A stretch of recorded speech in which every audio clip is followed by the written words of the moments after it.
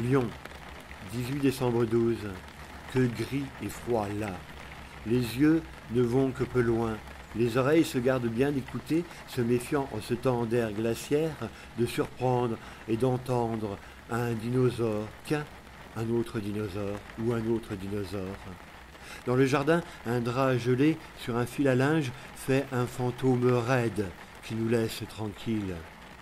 On retourne au bureau se coucher sur le papier. Ça fera bien diversion.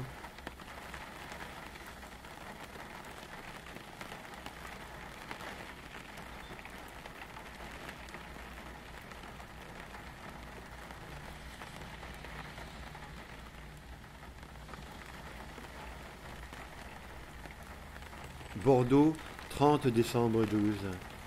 Le miroir d'eau des quais est si grand, si accueillant, qu'il empêche que le ciel mette la lune dans le caniveau ou dans la Garonne qui l'emporterait loin d'ici-bas. Le chien traversant le miroir, sait-il qu'il marche sur la lune?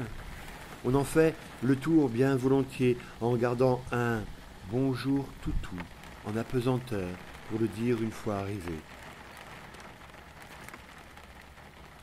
Estuaire de la Gironde, 31 décembre 12. C'est ici que vient la dernière nuit de l'année, qui est aussi la première nuit de l'année, tandis que dans l'estuaire, l'eau descend puis monte. Quelque part dans les broussailles, le sanglier s'en fout bien, juste il attend les joggeurs du petit matin pour leur ficher la frousse.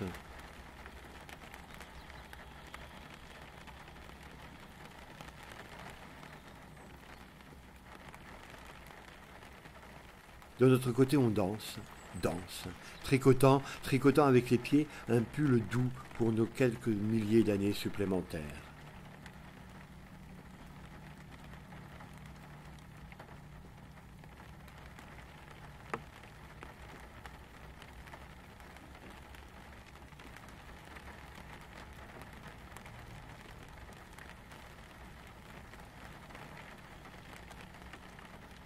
Bailleul, 10 janvier 13.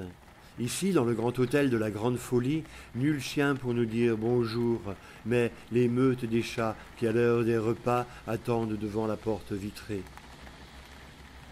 Avançant dans les allées sous les grands arbres, on se souvient doucement des échardes de folie qui se sont piquées à notre vie. Le soir, on se fait de la pince à épiler en buvant quelques rouges, jusqu'au moment où on rit de tout ça, chien, chat et tout le tralala. Calais, 9 mars 13. Ciel est gris, que tout gris. À nous de trouver les couleurs en nous, de sortir nos palettes, nos feutres, nos pastels, nos stylos 4 couleurs, nos voix quadricolores. D'abord, on se rosille la peau en enfance. Ensuite, on dessine des bateaux sur la Manche, des fleurs sur les parterres municipaux, puis un chien dalmatien, jaune et bleu ciel. À l'apéro, on se choisit une ambrée pour la transparence, dont nous aimerions que le monde soit tout bien colorié.